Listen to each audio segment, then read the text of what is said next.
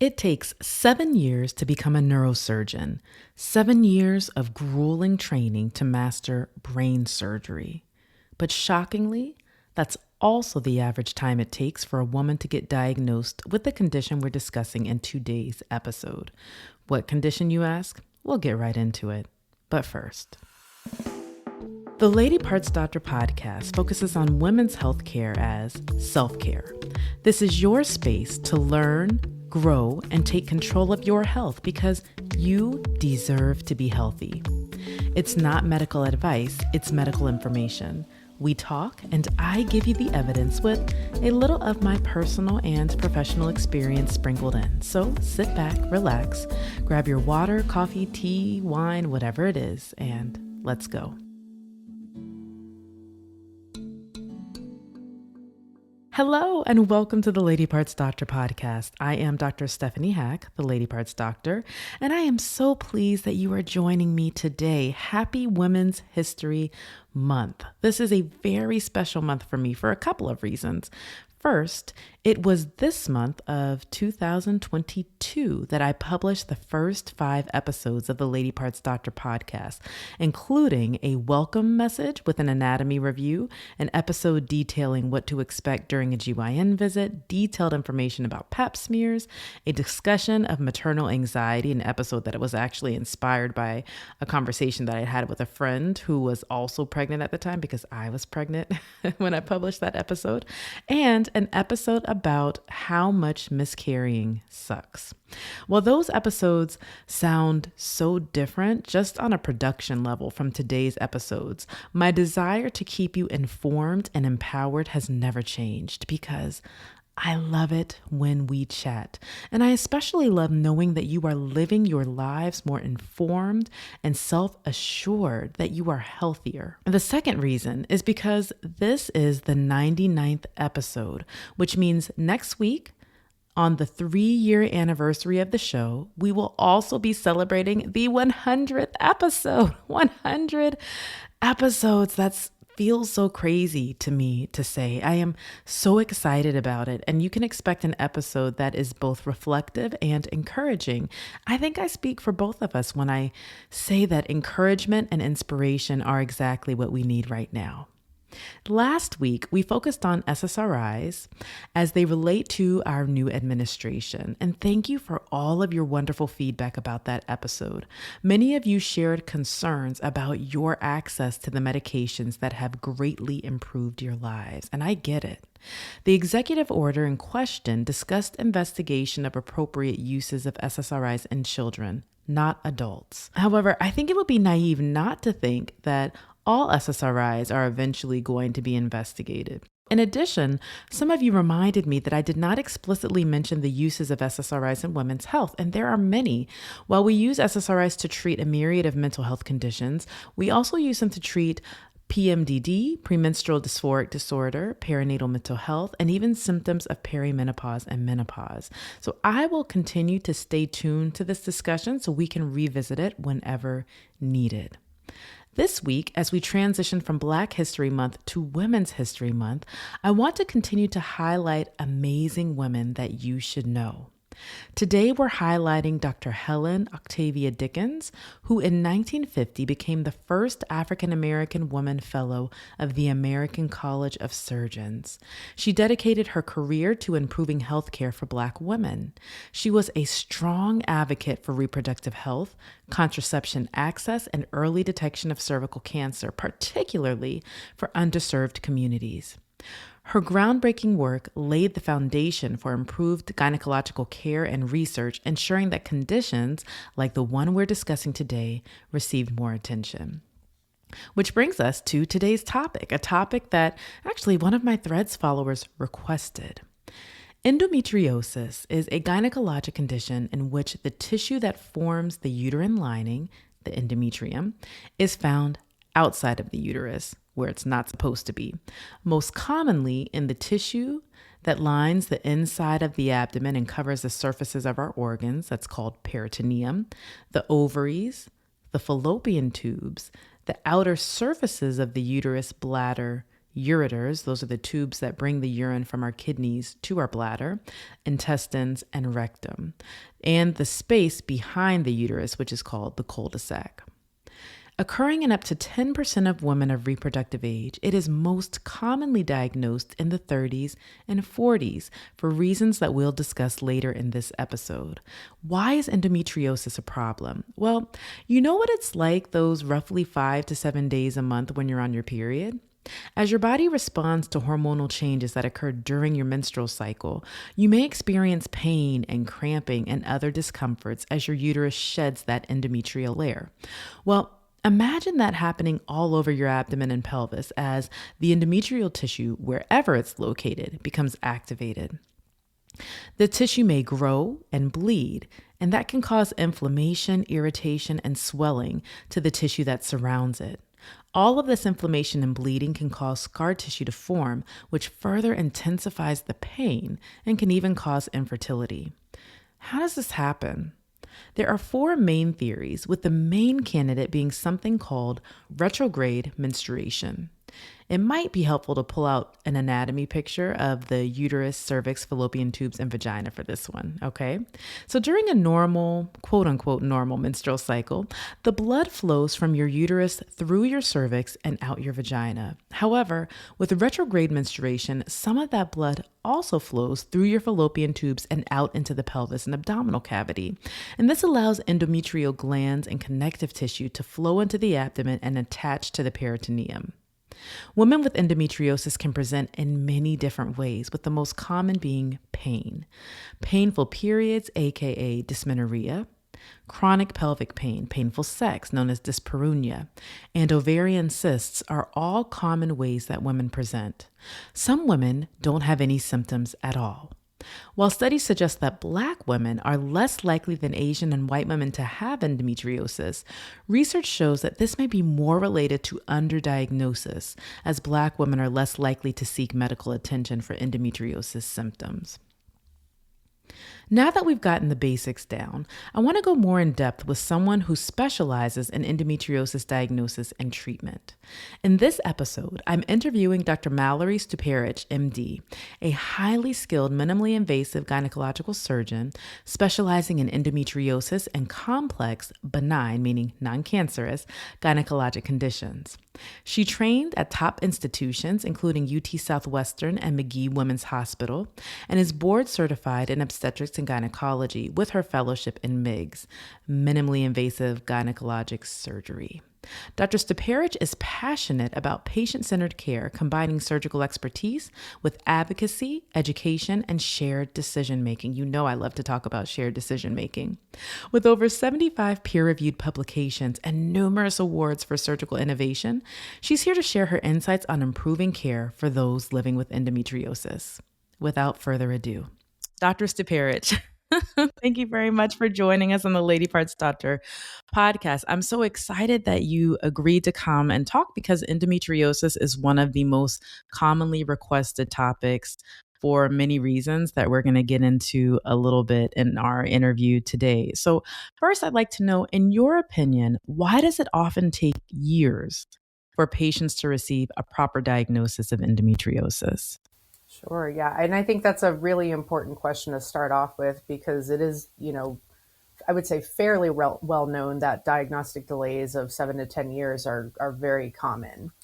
I think this is a multifactorial problem. I think some factors that play into this are the fact that a lot of the symptoms that endometriosis causes, and trust me, there is a long list of symptoms that this disease causes.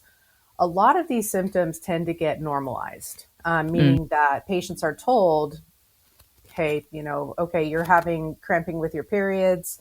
That's normal, even to severe levels. They may even be told by friends and relatives, well, hey, the same thing happened to me. I had to miss work and I had to miss school for my periods. So they think that that's normal, but not knowing that it's not normal to have painful periods. I think another important factor that plays into the diagnostic delay is that to truly confirm that disease is present, surgery is required. And that's not just an Right. easy thing that you can just jump into. You need to meet a surgeon, you need to develop a rapport with a surgeon, the surgeon needs to recommend the surgery or have an indication to do so. And then you have to actually undergo the surgery. So it's not like, an imaging test that we could get you scheduled for tomorrow. It's not a, lab test that somebody just goes and gets their blood drawn. So there's a lot of an investment into obtaining a diagnosis. And I think those are two major factors that play into it. Yeah, I would agree. And I think that's part of what's so frustrating Right. for patients, when you're Sure. having that conversation as a generalist. Sure. So, from both a clinical and research perspective, then what changes do you feel need to happen in GYN care to reduce the delays, if any? Yeah, I think if I had my ideal world, I would probably have at least a two-prong educational approach. Education directed at healthcare professionals, Hmm. because healthcare professionals see patients who are affected with this. In fact, a lot of times patients with endometriosis tend to get referred to other subspecialties. They'll get seen by their gastroenterologist. They'll be seen by their primary care physician. And so I think education aimed at the healthcare professional, first things first is recognizing that it is a problem, you might say, to reassure somebody that something is normal when in fact it is not. And then I think also, I always joke that I would want to do like a public service announcement campaign, and I would have billboards across the country that say painful periods are not normal. So I think education aimed at patients too. You can have very well-meaning friends and relatives who say, "Oh yeah, I had to miss work all the time," and they think that that's normal because they were probably told by somebody that that's normal. And so, Right. unfortunately, that myth or that falsehood just continues to get propagated. No, agreed. And kind of going back to the first part of what you said, I feel like that billboard is for a lot of physicians because Yes, often, right, that painful periods are not normal. Like you said, it's very common for these things to be dismissed, even, and as OBGYNs, like I can say it's very common that people just kind of dismiss. And I would argue that part of it is because, as you mentioned, they just don't know. right, And, it's much easier to tell somebody, hey, what you're experiencing is normal because it's common, correct, not because it's actually correct, normal. correct. So that makes a Agreed, lot of sense. agreed. Yes. And then what do you feel are, and we've kind of touched on this already, but what do you feel are the most common misconceptions about endometriosis? And then what would you like to see changed in the way it's diagnosed and treated? I'll start by addressing the second part of your question. I think an easier diagnostic test, and a more easily administered diagnostic test, because patients literally are paying with like their blood to get diagnosed. Surgery to somebody like me, somebody like you, we are surgeons. It's sort of just another day for us to be like, yeah, well, we'll do a surgery because we have an indication for it. And this is something that, we've received training to do. But for a patient, that's a big deal. That's a big Right. word for them. They're like, oh my gosh, I'm going to have anesthesia. I'm, not going to be awake. Somebody else is going to be completely taking care of me. There's a lot Right. of vulnerability that goes into that. And there's a lot surrounding that. So certainly what seems, kind of like a day-to-day thing for the healthcare professional or the physician is not just a day-to-day thing for a patient. And they've been waiting so long, the 7 to 10 years in order to get that. So I think a less invasive diagnostic test would be certainly very helpful in order to close that gap. No, And then agreed. remind me of the first part of your question. Sure. Sure. So the first part is just kind of what do you think are the most common misconceptions about endometriosis? I know we talked a little bit about it, that one, painful periods are Mm-hmm. normal, but Mm-hmm. are there any other misconceptions about endometriosis that you've seen? Yeah. It can present with really a wide range of symptoms. I think, when we hear endometriosis, we automatically go to painful periods, but we can also, talk about painful bowel movements. We can Mm, talk about somebody when their bladder gets filled with urine, that becomes painful. We can also talk about pain with sexual intercourse. And it could be even, long lists, abdominal bloating, or what is termed, endobelly. You might have heard that. When we're talking about endometriosis that gets outside of the pelvis, people can really have a lot of gastrointestinal symptoms. If it gets up by their diaphragm, they can have shoulder pain. They can have pain at their bra line. It's a disease that it's not one size fits all. It's not one clinical picture as far as a presentation goes. And so I think, some of the more vague symptoms that we don't classically associate with it could be somewhat confusing or confounding for somebody who's trying to work up that issue. Yeah, you saying that it's funny. I don't know if you're in any of the OBGYN chat groups, but I know someone was recently like on Facebook and stuff. Say that again? Like on Facebook or something? Mm-hmm. Yep. I'm a part of those. Yeah, someone was recently discussing a hypothetical case where the patient had diaphragm endometriosis. Mm-hmm. And, it wasn't, I can't remember. Maybe there was something on the liver, but they were like, oh, well, how did they even think to look up? But of course, the patient kept referring of unrelenting shoulder pain. And I was like, well, some probably medical student was like, hey, I remember phrenic nerve irritation. Right. But yeah, those things are fortunately very rare, but it's very interesting. I would say they're probably more common than you think. Believe it or not. Really? Yeah. Just the other day, I had a patient that had diaphragmatic endometriosis, and that's that's something that that's something that really takes a multidisciplinary team. You have to have your general surgeon, you have to have potentially like your cardiovascular thoracic surgeon. It really is truly a team sport surgically to be able to set the patient up for success. So. Well, I feel like a lot of people are listening thinking new fear unlocked. I know. Yeah. And that's, but to be fair, there are things that we can offer. And I think a lot of times I see patients really tend to take their power back, if we want to phrase it that way, once you can name your enemy, once you get a diagnosis, because think about just walking around for 7 to 10 years and something's very wrong with your body, but you can't get somebody else to believe you. And then hopefully one day you find a physician or a surgeon that believes you and then does that surgery, which is, confirmatory, but also potentially therapeutic. And then finally you have a name. Finally you have a name to your enemy. There's so much power in that for patients. And I see that whenever I see them for their post-operative visits, is that they're like, I can just stop wondering, at least. It's bittersweet, right? Because endometriosis doesn't have a cure, but it is really very powerful, I think, for the patient to finally have a name of what has been causing so many issues for so long. Oh, of course. And you're probably one of the first or few people that's actually validating their concerns to begin with, especially in a case where they have something that's not in the immediate area surrounding the uterus, if it's not on the ovaries or the fallopian tubes, or so that makes a lot of sense. And I would agree. I just call it empowering because very much so. Yeah, because that's what it is. Yeah. So we're talking about surgery, and you are a minimally invasive gynecologic surgeon. So can you tell us more about the most effective treatment options, both surgical and non-surgical, for managing endometriosis? Thank you for listening to the Lady Parts Doctor podcast. If you've been enjoying the show thus far, please pause wherever you are listening to leave a positive review.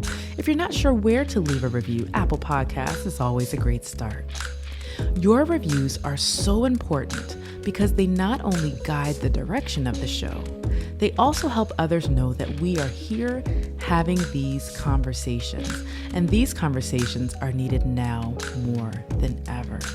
And if you're interested in working with me, go check out ladypartsdoctor.com and click on the tab Work With Me for personal and professional consulting. Now back to the show.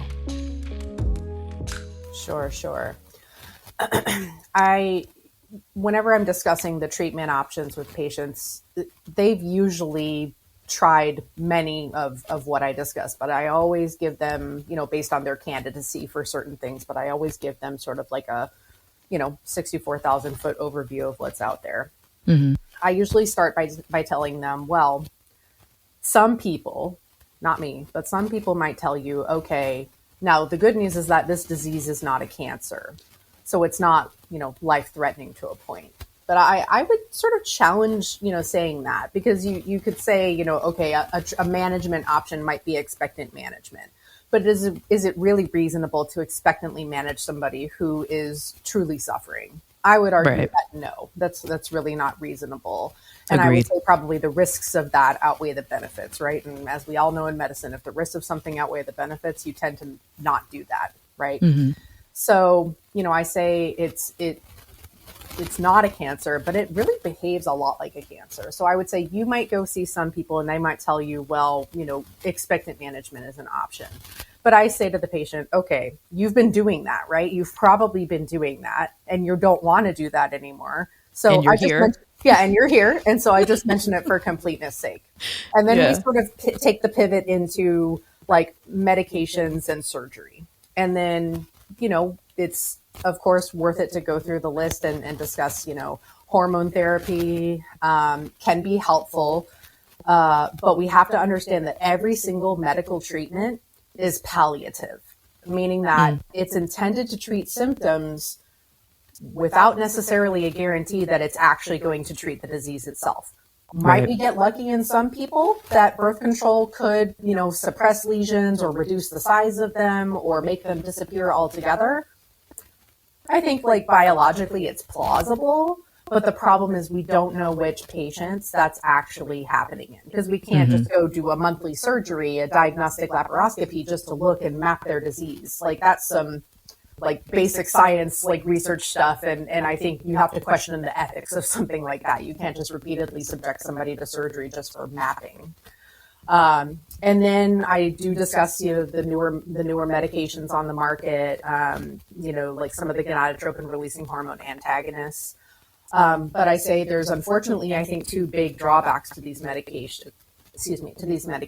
Number one, we have a limited time horizon that we can use these. So let's say I have a patient in my office. She's 25 years old, right? I can have her on this medicine at its lowest dose for a maximum of 2 years. And then I've exhausted my lifetime, amount that I can give the patient, because then we start to get adverse, heart problems. We start to get bone density issues and things like that.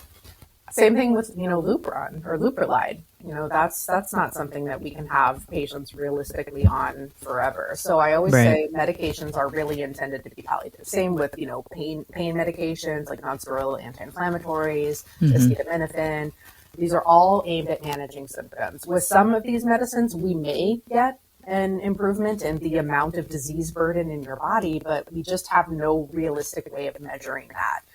And to like further, confound things, and I know there's no correlation between disease stage and symptoms. Which is the craziest thing. I know, it's crazy. Exactly. And so we can have people with the most advanced endometriosis that are, for all intents and purposes, functioning well, or we can have somebody with stage 1, stage 2 disease and they're debilitated. And so it's like pain is a very poor surrogate marker for treatment response. And we can see patients that don't have this like complete informed consent being put on birth control, being promised that, oh yes, this is going to fix all of your woes. Oh, your pain got better, and still their disease will progress. So we do see that.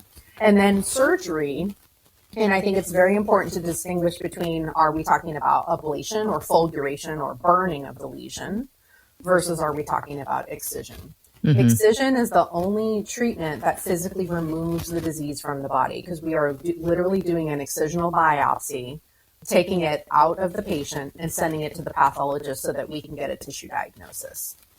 With the ablation or fulguration or burning, unfortunately, the specimen gets destroyed. So, we actually don't get a confirmation for the patient. So, that would probably be very frustrating to a lot of people. And interestingly, people who do excision surgery frequently will still only be correct that what we see being endometriosis is in fact endometriosis about 80% of the time. So it's not 100%. People who don't do, endometriosis surgery commonly, they might only be right 40% of the time. So they might be saying you have endometriosis, but it's like, well, was it truly endometriosis? And then when we burn the specimen, we have no specimen to confirm that that was truly in fact the diagnosis. Right. So, yeah. Well, it's a lot to consider, and Sure. kind of along those lines, because I feel that this is something that people commonly ask. So there are a lot of discussions about diet and lifestyle and holistic approaches to managing endometriosis. Sure. What role, if any, would you say these play? And are there any evidence-based recommendations? Yeah, I think I made a recent post on my social media talking about endometriosis and diet. Things that you would tend to associate with an anti-inflammatory diet are usually associated with a lower incidence of diagnosing endometriosis. So getting omega-3 fatty acids in your diet, vitamin D, vitamin C, vitamin E, seaweed, of all things. And so those things are associated with a lower incidence of endometriosis. Now, am I saying that if you take these and you won't have endometriosis? No, but all they found was that there was this association, right? Things like red meat, typically like poultry and meat in general, those tend to be associated with an increased incidence of endometriosis. Now, taking a step back and just considering, either like non-Western therapies or alternative therapies, unless there is something that overwhelmingly could be harmful to the patient, I am in support of patients learning that information, accessing that information, and incorporating that into their life if they feel that that is something that will be helpful. And who knows, I might even learn something because we're always learning as well. I mean, I've had patients come in and say, hey, did you see, they came out with this, new saliva test to like potentially diagnose endometriosis. And I'm like, interestingly, I haven't heard of that yet, but I'm like, I'm going to look into that. So my patients, they teach me things too. I think a lot of the patients, they're very well researched. They're very well educated about this disease. And sadly, I think a lot of that comes because sort of like the medical establishment has kind of dropped the ball in a way. And so unfortunately, it's been left to the patients to access this information, be it through, PubMed and getting scholarly articles, Google Scholar, through support groups or like self-directed learning libraries and things like that. So yeah, I mean, I learn from my patients all the time. And I think that that's probably one of the cool things about my job is like, oh, wow, I didn't know that this study came out. Let me take a look at it. And then I'll help the patient with my medical expertise and say, hey, does this apply, in your situation? So kind of like a Sherpa in a way. So, Oh, that's like a new business now. That could be a new business. Right. I know. The endometriosis Sherpa. Yeah, right. Well, you are heavily involved in learning, since we're talking about the learning aspect, and you're deeply involved in training future OBGYNs and minimally invasive surgeons. So how do you think medical education can better prepare physicians to diagnose and treat complex GYN conditions like endometriosis earlier and more effectively? Yeah, that's a great question. I think first we have to start with the awareness just that the disease exists. Like we have to educate them, and trust me, my medical students, they leave when they rotate at my site, they have definitely heard of endometriosis and they've heard of, the fact that it affects basically 10% of the population. That is not a small number. Not at all. I didn't realize it was that high. Yeah, like 6 to 10% essentially. I've seen some studies that it's quoted higher, and maybe it is in fact higher just because it's so much of a physical investment to get, surgery. And right. It takes so long. So I think it probably, the incidence could be, or the prevalence could be even higher. But I understand most of my medical students are not going to choose a career in obstetrics and gynecology. But I'm like, look, OBGYN rotation is something you definitely need to pay attention to, because Yes. either you yourself are probably going to have something that touches into our field in your own life, Mm-hmm. or you're going to know somebody or care about somebody that is going to have OBGYN stuff like come into their life. So, make sure you're paying attention, because, these are things you'll come back to. I feel like that. And another colleague of mine was like, oh yeah, peds and OBGYN. Like, these are the things that you need to pay attention to. I'm like, yes, as a parent, yes, these are definitely the things that you need to pay attention to. Yeah, I can think of like all my previous my med school classmates who would reach out after the fact, and then your Yes. non-OBGYN friends Oh with yeah. questions, I mean, about everything, Oh really. yes, exactly. So I think just the knowledge that the disease exists. I think that is like, it's like the first thing to fixing a problem is you have to recognize that there's a problem. And so that's really like, if I can do anything for the students, I want that to be what I do.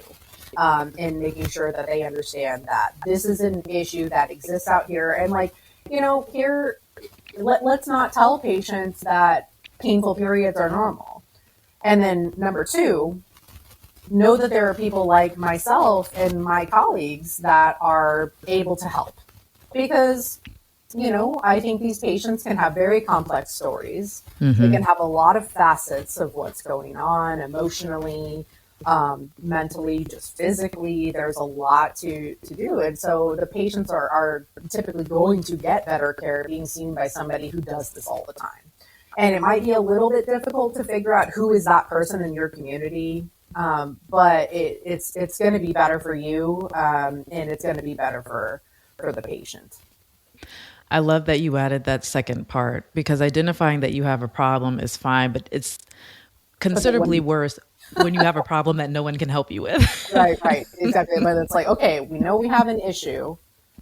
Now, how do we address it?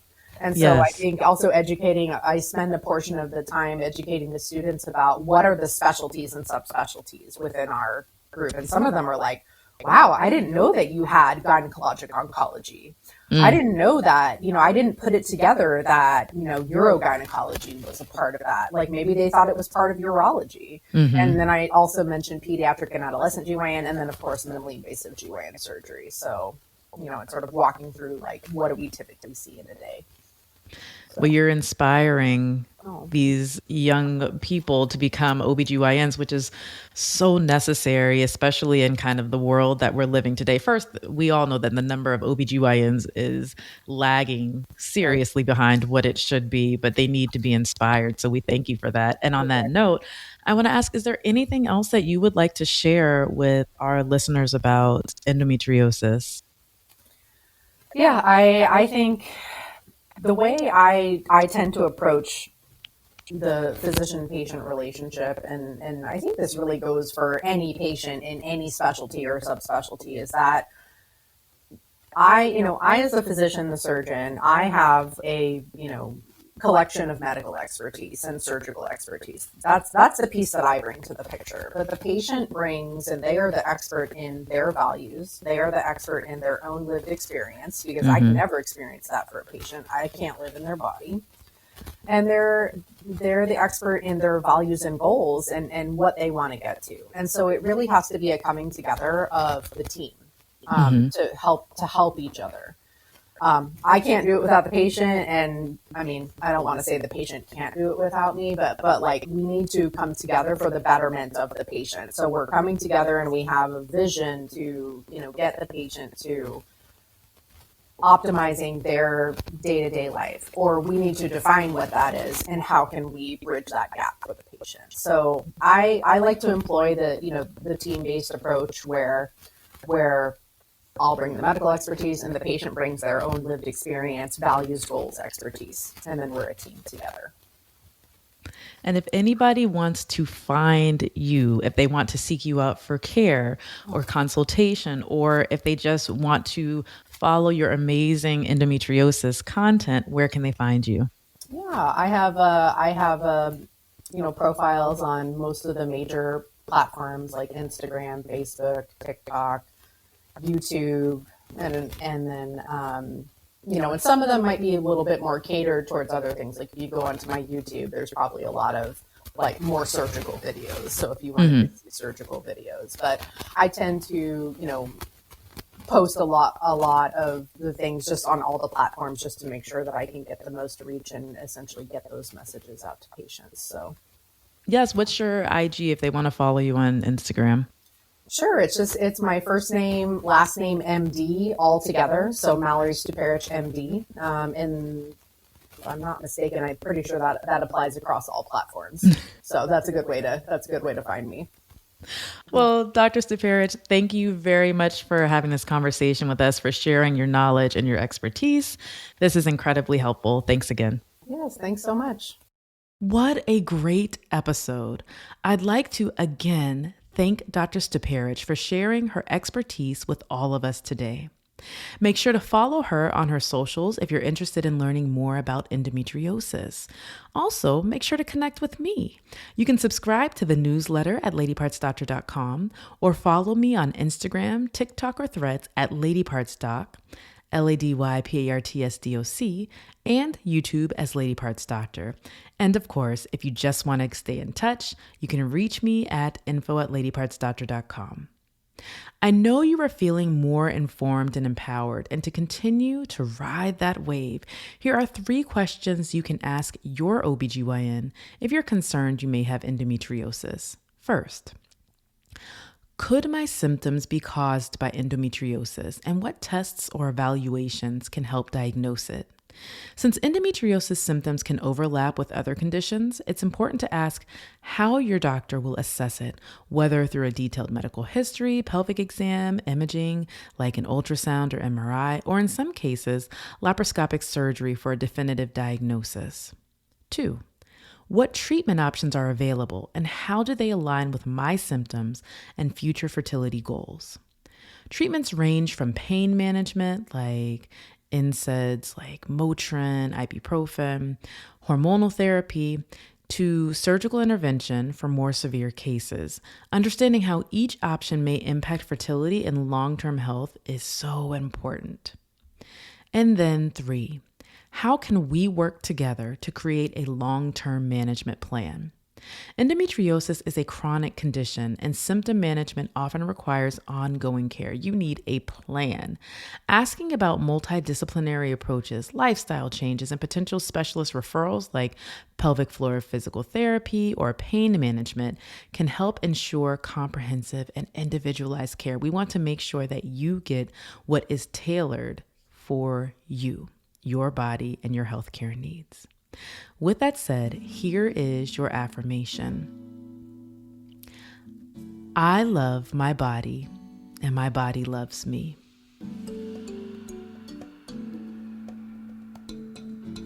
I love my body, and my body loves me.